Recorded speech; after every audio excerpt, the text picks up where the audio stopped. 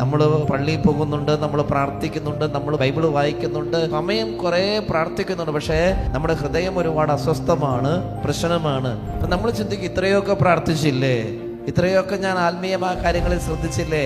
പക്ഷേ പ്രിയമുള്ളവരെ, അതെല്ലാം ബാഹ്യമായിട്ടുള്ള ആത്മീയ അഭ്യാസങ്ങൾ മാത്രമായിട്ട് അവശേഷിക്കുന്നുള്ളതാണ്. ഒരു വ്യക്തിയുടെ ഹൃദയത്തിൽ ആത്മീയത വളരാൻ തുടങ്ങണമെങ്കിൽ ആദ്യം ഹൃദയത്തിൻ്റെ ഭാരങ്ങളെല്ലാം നീക്കിക്കളയണം. നമുക്കൊക്കെ ഉള്ളിൻ്റെ ഉള്ളിൽ നമ്മൾ സൂക്ഷിക്കുന്ന ഒരുപാട് നൊമ്പരങ്ങൾ, വേദനയുടെ ഓർമ്മകളെല്ലാം ഉണ്ട്.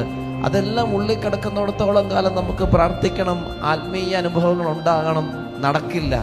കാരണം ആത്മീയ അനുഭവങ്ങൾ ഉണ്ടാകേണ്ട ഇടങ്ങളെല്ലാം കുത്തിമുറിപ്പിട്ട് കിടക്കുകയാണ്.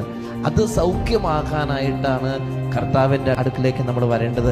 സങ്കീർത്തനം 119:32 ഒരുക്കമുള്ള ഹൃദയം അങ്ങ് എനിക്ക് തരുമ്പോൾ ഞാൻ അങ്ങയുടെ പ്രമാണങ്ങളുടെ പാതയിൽ ഉത്സാഹത്തോടെ ചരിക്കും. ഈ ഒരുക്കമുള്ള ഹൃദയം കിട്ടണമെങ്കിൽ ഈശോയുടെ അടുത്ത് പോയിരുന്നാലല്ലാതെ കിട്ടില്ല. ഈശോയുടെ അടുത്ത് പോയിരുന്ന് നമ്മളെ ഒന്ന് വിലയിരുത്ത്. ആരോടെങ്കിലൊക്കെ നമ്മുടെ ഉള്ളിൻ്റെ ഉള്ളിലെ വിഷമങ്ങളൊക്കെ ഒന്ന് തുറന്ന് പറഞ്ഞായിരുന്നെങ്കിൽ അത് 7 പണ്ടേ തീരുമായിരുന്നു. പക്ഷേ നമ്മളെ വിശ്വാസത്തോടെ ഇരുന്ന് കേൾക്കാനായിട്ടുള്ള ആളുകൾ നമുക്കില്ല.